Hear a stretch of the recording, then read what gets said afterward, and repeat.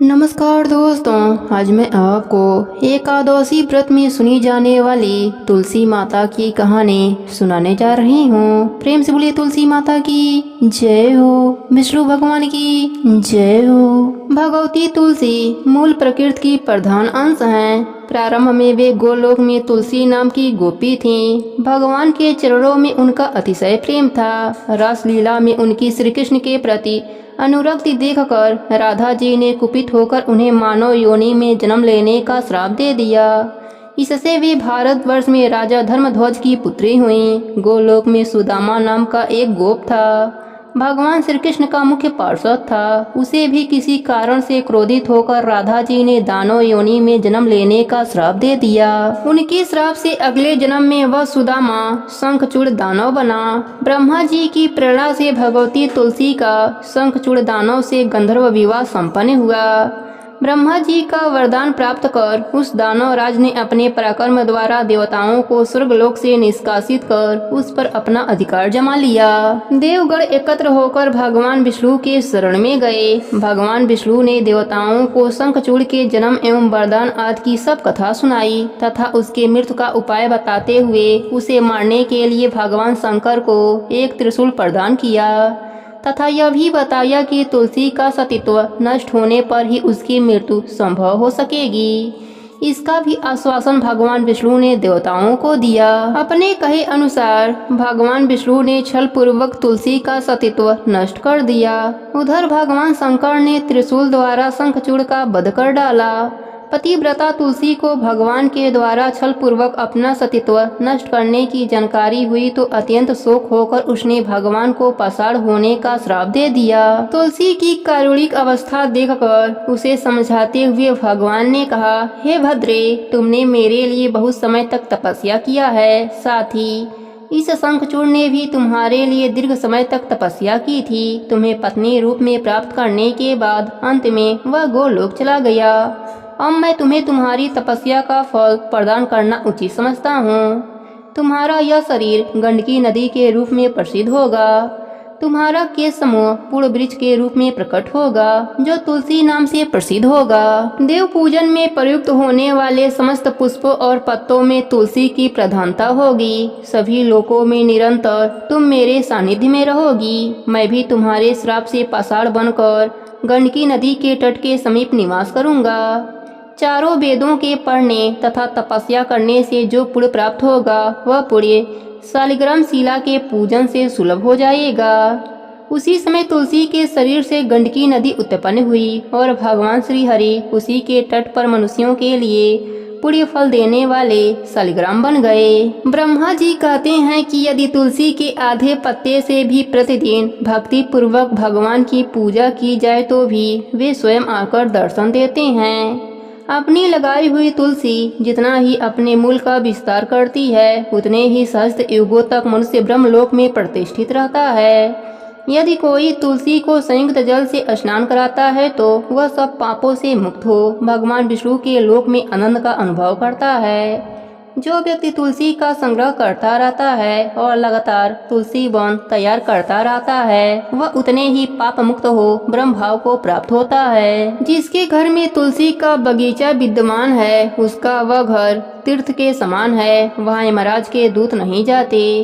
तुलसी one सब पापों को नष्ट करने वाला पुण्यमय कामनाओं को देने वाला है। जो श्रेष्ठ मानव तुलसी का बगीचा लगाते हैं वे यमराज को नहीं देखते। जो मनुष्य तुलसी माला धारण करते हैं पाप उनके शरीर का स्पर्श नहीं करता। जहाँ तुलसी वन की छाया होती है वहीं पितरों की तृप्ति के लिए श्राद्ध करना चाहिए। जो प्रतिदिन आदर पूर्वक तुलसी की महिमा सुनता है वह सब पापों से मुक्त होकर विष्णु लोक को जाता है।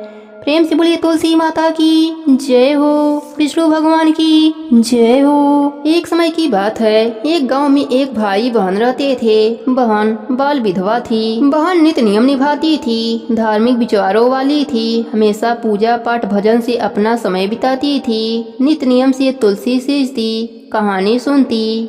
इस बात से भाई की पत्नी को बहुत गुस्सा आता था। एक दिन उसने तुलसी माता का पौधा उखाड़कर घर के बाहर फेंक दिया और ताने मारने लगी। बहन से भाभी के ताने सहन नहीं हुए। वह अपना तुलसी का गमला उठाकर गांव के बाहर चली गई। भाई जब घर आया तो बहन को घर पर नहीं देखकर अपने पत्नी से पूछा, बहन कहाँ गई है? तो भाभी ने कहा, तुम तो घर में रहते नहीं, बाहर चले जाते हो, और तुम्हारी बहन तो कुलछनी है, पता नहीं कहाँ कहाँ फिरती रहती है। भाई को बड़ा क्रोध आया। सुबह से शाम हो गई और बहन का अता पता नहीं चला। इधर बहन जंगल में जा रही थी, उसे कुछ भी नजर नहीं आ रहा था। वह एक पेड़ की छाया में बैठ गई और वहाँ बैठी बैठी रोने लगी। हे तुलसी माता, मैंने तो कभी भी कोई भी अधर्म का काम नहीं किया, आप ही साक्षी हो और आप मेरी रक्षा करना। तुलसी जी एक बुढ़िया का रूप धर के आईं और उस लड़की से बोली, बेटी तुम यहाँ क्या कर रही हो? तो उसने सारी बात बताई। वह कहने लगी, नित नियम निभाए बिना मैं नहीं रह सकती। तब बुढ़िया माई माया से एक धर्म नगरी बनाई, जिसका नाम धर्म नगरी दिया। अब जगह जगह उस नगरी की चर्चा होने लगी कि वहाँ एक बहुत ही धर्म की स्त्री रहती है।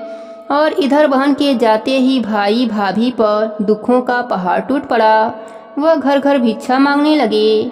एक दिन उन्हें पता चला कि धर्म नगरी में एक बहुत ही धार्मिक महिला रहती है। वह बहुत दान पुण्य करती है, गरीबों की मदद करती है।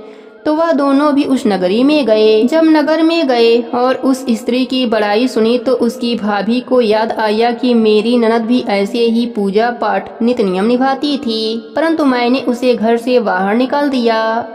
एक दिन दोनों भिक्षा लेने बहन के द्वार पर पहुँचे तो बहन तो देखते ही पहचान गई, परंतु भाई अपने बहन को नहीं पहचान पाया क्योंकि वह बहुत ही ठाट बाट से रहती थी। तब भाभी की आंखों में पानी भर आया तो उसने पूछा, आप क्यों रो रही हैं? भिक्षा कम हो तो और ले जाओ, या कोई और तकलीफ हो तो बोलो, मैं तुम्हारी क्या सहायता कर सकती हूँ। तब भाभी और जोर जोर से रोने लगी और पैरों में गिर पड़ी और माफी मांगने लगी। तब वह बोली, आप लोग कौन हैं? तब वह बोली, ननद बाई सा, मुझे क्षमा कर दो, परंतु आपकी आवाज़ से तो मैंने आपको पहचान लिया है। मैंने आपको बहुत बुरा भला कहा है और आपके तुलसी को वही उखाड़ कर फेंक दिया। अब भाई को सारी बात पता चल गया कि यह हमारी दशा ऐसा कैसे हो गई। वह अपने पत्नी को डंडा से मारने लगा। तब वह बोली, इनसे गलती हो गई है, इन्हें क्षमा कर दो। मेरी तो तुलसी माता ने रक्षा करी है, यह सब उन्हीं का दिया हुआ है। बहन ने तुलसी माता से प्रार्थना की, हे माता, जो मेरे भाग्य में हो वह मुझे दे दीजिए और अपनी माया समेट लीजिए। तुलसी माता प्रसन्न हुई, उसे खूब अन्य धन दिया और अपनी माया नगरी को समेट लिया। अब भाई अपने बहन को लेकर अपने घर आ गया। अब उनका घर तुलसी माता की कृपा से अन्य धन से भर गया और वह सब साथ साथ में खुशी से रहने लगे। अब ननद और भाभी मिलकर तुलसी सींचते, वहीं बैठकर तुलसी माता की कथा कहानी कहते और सुनते। तुलसी माता की कृपा से उन्हें यह लोक में सुखों की प्राप्ति हुई और मरने के बाद वैकुंठ लोक का सुख मिला। हे तुलसी माता, जैसे आपने ननद पर अपनी कृपा करी वैसे ही अपने सभी भक्तों पर अपनी कृपा बनाए रखना। प्रेम से बोलिए तुलसी माता की जय हो, विष्णु भगवान की जय हो। एक समय की बात है, एक गांव में एक ब्राह्मण और ब्राह्मणी रहते थे। उनके कोई भी संतान न थी। ब्राह्मण नित नियम से सुबह नदी में स्नान करने जाया करते थे और घर आकर पूजा पाठ किया करते थे। एक दिन ब्राह्मण नदी स्नान करने के बाद जाने लगे तो पीछे से किसी ने आवाज दी, बाबा मैं भी आऊं। उस ब्राह्मण ने पीछे मुड़कर देखा पर वहाँ कोई नहीं था। फिर से चले तो फिर से आवाज आई, बाबा मैं भी चलूं। ब्राह्मण ने सोचा कोई दिखाई तो देता नहीं, कौन बुला रहा है। फिर ब्राह्मण ने कहा, भूत प्रेत हो तो मत आना, कोई देव हो तो आना। इतने में एक छोटी सी कन्या आई और बोली, बाबा मैं आपके घर आऊंगी। ब्राह्मण ने अंगुली पकड़ाई और उसे घर लेकर आ गए। घर आने पर उनकी स्त्री बोली, यह कन्या किसकी है? वह कन्या बोली, माँ मैं तेरी हूँ। ब्राह्मणी ने ब्राह्मण से पूछा, क्या बात है? ब्राह्मण ने सारी बात बताई। उन दोनों ने उसे बेटी कहकर पुकारा। वह दोनों पति पत्नी बहुत खुश हुए और बोले, इसका क्या नाम रखें? ब्राह्मण बोला, इसका नाम तुलसी रख देते हैं, यह हमारे आंगन की तुलसी है। अब तुलसी खेलने कूदने लगी। माता पिता भी उसे बड़ा प्रेम करते थे। वह बड़ी हुई तो माता पिता उसकी शादी की चिंता करने लगे। तब तुलसी बोली, मेरी चिंता आप मत कीजिए, मुझे तो स्वयं भगवान श्री हरि लेने आएंगे। आप लोग तैयारियां कीजिए। शादी का मुहूर्त निकाला गया। कार्तिक शुक्ल एकादशी के दिन तुलसी जी का विवाह शालिग्राम जी के साथ हो गया। जब तुलसी जाने लगी, उनके माता पिता रोने लगे, बेटी हम तुम्हें कहाँ लेने आएंगे? तब तुलसी माता ने कहा, हे माता पिता, आप मेरी चिंता मत करना, मेरा ससुराल द्वारिका धाम है। आप जब याद करोगे तो मैं आ जाऊंगी। आप अपने आंगन में तुलसी का पौधा लगाना, उससे मन को शांति मिलेगी। आंगन की तुलसी को आप सदा हरा रखना, उसकी पूजा अर्चना करते रहना। इतना कहकर तुलसी माता विदा हो गईं। ब्राह्मण और ब्राह्मणी अपने आंगन की तुलसी माता की पूजा अर्चना करने लगे। कुछ दिनों के बाद ब्राह्मण और ब्राह्मणी की मृत्यु हो गई। उन्हें लेने वैकुंठ लोक का विमान आया और वह दोनों ब्राह्मण और ब्राह्मणी वैकुंठ धाम को चले गए।